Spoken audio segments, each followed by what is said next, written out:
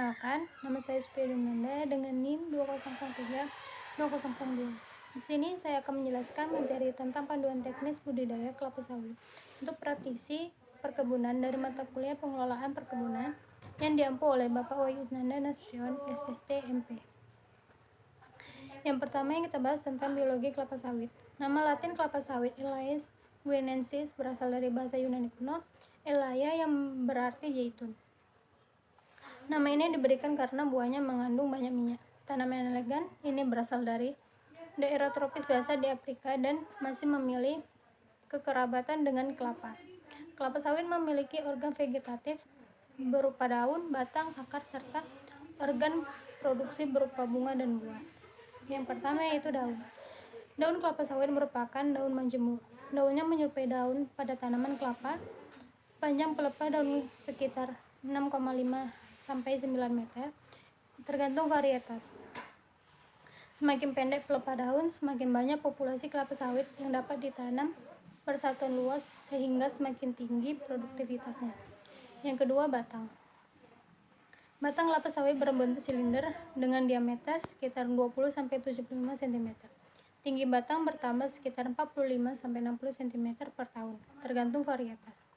Umur ekonomis tanaman sangat dipengaruhi oleh pertambahan tinggi batang per tahun. Semakin rendah pertambahan tinggi batang, semakin panjang umur ekonomis tanaman.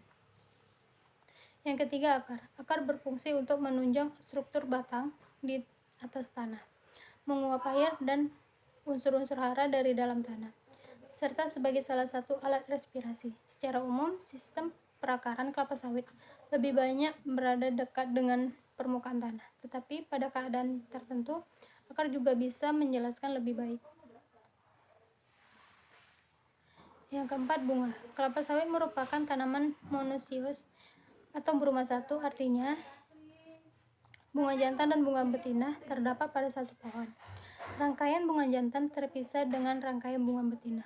Walaupun demikian, kadang-kadang dijumpai juga bunga jantan dan betina pada satu tandan atau hermafrodit. Umumnya tanaman kelapa sawit melakukan penyerbukan silang. Yang kelima, buah. Buah atau brondolan terkumpul di dalam tandan. Dalam satu tandan terdapat sekitar 1.600 brondolan. Tanaman muda akan menghasilkan 20-22 tandan per tahun. Jumlah tandan buah pada tanaman tua sekitar 12-14 tandan per tahun. Berat setiap tandan sekitar 25-35 kg. Yang keenam, ekologi kelapa sawit. Kelapa sawit dapat tumbuh pada jenis tanah pozolik, latosal, hidromorfik, kelabu, aluvial, atau regosol. Nilai pH optimum adalah 5,0 sampai 5,5.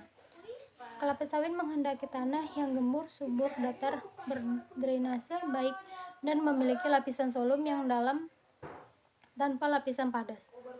Kondisi topografi pertanaman kelapa sawit sebaiknya tidak lebih dari kelerangan 25%. Artinya, perbedaan ketinggian antara dua titik yang berjarak 100 meter tidak lebih dari 25 meter. Yang ketujuh, tahap pertumbuhan atau fenologi kelapa sawit. Tahap pertumbuhan dan perkembangan banyak tanaman budidaya telah dideskripsikan oleh sekelompok ilmuwan menurut prinsip-prinsip skala BBCH yang diperluas sejak 25 tahun yang lalu. Fakta-fakta ini mengindikasikan tujuan, mendasar, dan harapan yang ingin dicapai para peneliti untuk menjustifikasi pendekatan praktis dalam penggunaan skala. Pembahasan yang kedua yaitu tentang pembibitan. Di samping jenis tanah, kualitas bibit atau jenis dan pertumbuhannya merupakan faktor utama yang paling menentukan tingkat produksi. Rehabilitasi faktor jenis dan kualitas tanaman setelah beberapa tahun tumbuh di lapangan tidak dapat dilakukan. Dengan demikian perlu pengelolaan pembibitan dengan memperhatikan 3 faktor utama, yaitu yang pertama, pemilihan jenis kecambah atau bibit unggul, potensi produksi tinggi. Kualitas kecambah merupakan faktor utama yang menentukan tinggi rendahnya produksi. Pemilihan kecambah berkualitas penting dilakukan guna memastikan tingginya produksi. Yang kedua, pemeliharaan bibit selama di pembibitan. Kecambah yang unggul perlu dipelihara dengan baik. Tanpa pemeliharaan yang baik, kecambah unggul sekalipun sulit berproduksi tinggi. Pemeliharaan merupakan aspek penting yang perlu diperhatikan. Yang ketiga, seleksi bibit. Seleksi pertama kali dilakukan pada saat kecamba diterima di kebun. Kecamba abnormal, patah atau busuk harus dibuang. Di pre-nursery atau PM dilakukan 2 kali seleksi, yaitu pada satu bibit berumur 4-6 minggu dan sebelum transplanting ke main nursery atau MN. Pembahasan yang ketiga tentang penanaman kelapa sawit. Yang pertama ada pemancangan. Pemancangan atau pengajiran dilakukan untuk menentukan tempat yang akan ditanami kelapa sawit sesuai dengan jarak tanam yang dipakai. Tujuannya yaitu satu, memberikan tanda-tanda untuk pembuatan lubang tanam sesuai dengan populasi yang direncanakan. Yang kedua, sebagai pedoman untuk pembuatan teras atau tapak kuda, drainase lapangan, dan menanam kacangan. Yang kedua, pembuatan lubang dan pemupukan lubang tanam. Pembuatan lubang tanam dilakukan minimal 1 bulan sebelum tanam dengan menggunakan alat pengukur atau mul. Tujuannya memberikan media tumbuh baik bagi akar tanaman pada saat pertumbuhan awal di lapangan. Yang kedua, mempermudah peresapan pupuk ke dalam tanah sehingga mempercepat tanaman mengabsorpsi pupuk dan memicu pertumbuhan di lapangan. Yang ketiga ada penanaman. Pelepasan larvae dari bola tanah dilaksanakan dengan cara mengoyaknya, lalu bibit diletakkan hati-hati ke dalam lubang yang telah diberi pupuk dan ditumbun dengan topsoil. Permukaan atas bola tanah tanda harus sejajar dengan permukaan tanah asli. Pembahasan yang keempat tentang identifikasi pokok. Yang pertama, identifikasi pokok non-failure atau abnormal pada fase vegetatif. Gejala pokok abnormal di lapangan dapat terjadi pada bagian vegetatif dan generatif tanaman. Pada bagian vegetatif, gejalanya dapat terlihat sebagai berikut. Yang pertama, pertumbuhan pelepah daun berputar. Yang kedua, bercat orange. Yang ketiga, penyakit tajuk atau crown disease yang amat parah dengan helaian pelepah melengkung berputar ke bawah, sebagian daun dan pupuk membusuk dan mengering. Yang keempat, anak daun pada pelepah sangat memanjang. Yang kelima, susunan anak daun sangat rapat seperti sirip ikan. Yang keenam, pelepah daun tegak. Yang ketujuh, anak daun keriting dan pelepah daun muda sangat pendek dibandingkan dengan pelepah normal. Yang ke-8, bertunas atau bercabang. Yang ke-9, produk kerdil atau kurus akibat hama dan penyakit. Dan yang ke-10, pokok raksasa tetapi tidak berubah atau jagur. Yang kedua, identifikasi pokok non-foliar atau abnormal pada fase generatif. Pada bagian generatif, gejalanya dapat terlihat sebagai berikut. Yang pertama, buah pada tandan mengalami absorpsi dan membusuk. Yang kedua, dalam satu tandan keluar bunga jantan dan betina. Yang ketiga, buah tersusun sangat rapat dan kecil-kecil. Yang keempat, pokok steril dan tidak berubah. Selanjutnya, pembahasan yang kelima tentang pemeliharaan tanaman. Kelapa sawit memerlukan kondisi yang optimum untuk dapat tumbuh dan berproduksi tinggi yang berkelanjutan sesuai dengan yang diharapkan. Kondisi yang diharapkan tersebut sebagai berikut. Yang pertama, tidak adanya sedikitnya persaingan dalam pengambilan unsur hara. Yang kedua, suhu dan kelembapan yang optimum. Ketiga, penyinaran yang optimum. Yang keempat, tekstur tanah yang baik dan cocok. Untuk mendapatkan kondisi tersebut perlu dilakukan pekerjaan konservasi tanah dan pengendalian gulma. Pengendalian gulma meliputi pekerjaan-pekerjaan berikut. Yang pertama, pengendalian lalang. Yang kedua, garuk piringan. Yang ketiga, penyemprotan piringan, pasar pikul, dan tempat pengumpulan hasil atau TPH. Yang keempat, bongkar tumbuhan pengganggu atau BTP. Yang kelima, babat pakisan. Selanjutnya, pembahasan yang keenam tentang pemupukan. Yang pertama, unsur hara yang dibutuhkan kelapa sawit berdasarkan jumlah yang diperlukan tanaman. Untuk unsur hara dibedakan menjadi unsur hara makro dan mikro. Unsur hara makro adalah unsur hara yang dibutuhkan tanaman dalam jumlah yang banyak. Apabila kurang, pertumbuhan tanaman dan produksi akan berkurang. Unsur hara mikro adalah unsur hara yang dibutuhkan tanaman dalam jumlah sedikit. Apabila kurang sedikit saja, pertumbuhan tanaman akan terganggu, dan apabila kelebihan sedikit saja, tanaman akan keracunan. Yang kedua, gejala kekurangan unsur hara. Bentuk merupakan unsur hara yang diperlukan dan gejala yang ditimbulkan akibat kekurangan hara. Yang pertama, nitrogen. Daun menjadi kuning, pucat, dan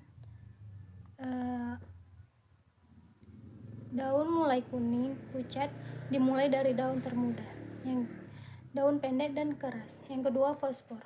Daun memendek dan anak daun keunguan. Daun rambutan di sekitar tanaman berwarna ungu memanjang, batang dan tanan mengecil.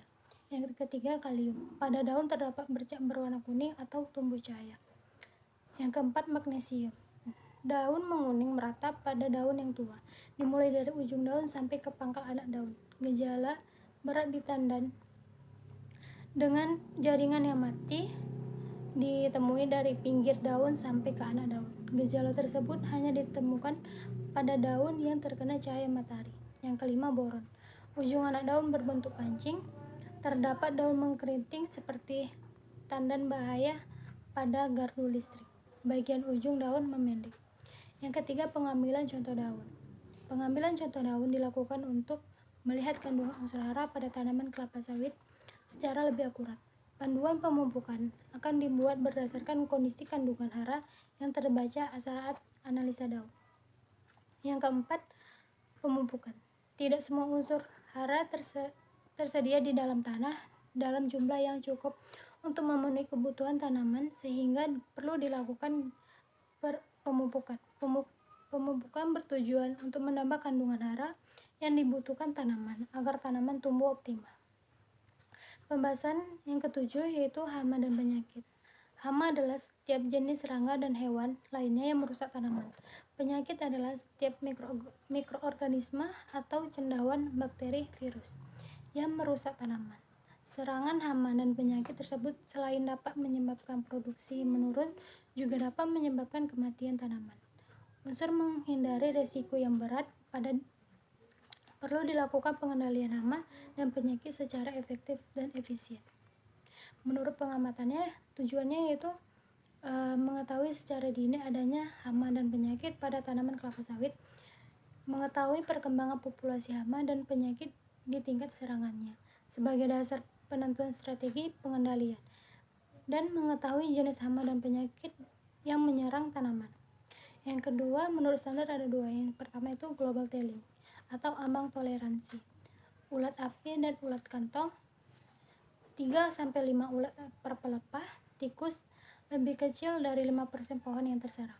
Yang kedua, effective telling, ambang bahaya. Ulat api dan ulat kantong lebih besar dari 5 ulat per pelepah. Tikus lebih besar 5% per pohon terserang. Yang ketiga, cara pengamatan. Yang pertama, global telling dilakukan pada titik sensus dan 6 pokok sensus secara bergantian setiap bulan.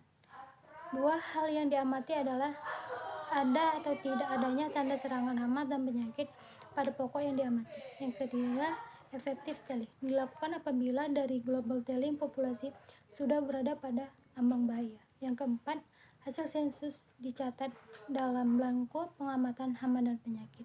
Yang kelima, perhitungan jumlah ulat dilakukan pada daun ke-17 atau ke-25 dari pokok yang diamati.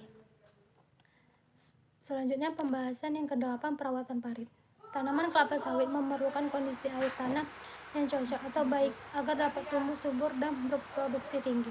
Untuk menghindari kelebihan air, maka pada tanah gambut dan daerah rendahan dibuat parit atau saluran drainase.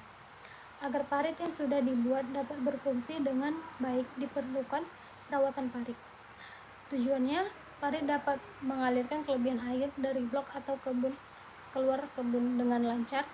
Dengan demikian, kadar air tanah stabil antara 20-25% dengan kedalaman paras air atau water table optimal 60 cm. Pembahasan yang terakhir yaitu tentang panen atau potong buah. Untuk mendapatkan TBS dengan rendemen yang tinggi, perlu pelaksanaan panen yang baik dan sesuai standar matang panen, serta pelaksanaan transportasi yang baik atau tidak ada rentan. Kandungan asam lemak yang rendah, lebih kecil dari 3%, akan didapatkan dengan melakukan panah sesuai dengan standar matang panen, dan pengangkutan yang lancar segera setelah buah di depan. Yang kedua, tunas pokok. Tujuannya menghindari kehilangan brondolan yang tersangkut di pelepah, mengurangi kelembapan untuk mencegah berkembangnya penyakit. Yang ketiga, transportasi. Hasil panen perlu segera dikirim ke pabrik secepat mungkin untuk menjaga agar kualitas yang tidak menurun. Mempersiapkan alat transportasi yang dapat berfungsi dengan baik merupakan hal yang penting untuk dilakukan. Yang keempat, pemeliharaan jalan. Kondisi jalan yang baik dan terawat dapat membantu kelancaran proses pengangkutan hasil panen tepat waktu. Dengan demikian, diharapkan kualitas rendemen yang dihasilkan tinggi. Sekian dari penjelasan tentang materi ini, saya akhiri. Wassalamualaikum warahmatullahi wabarakatuh.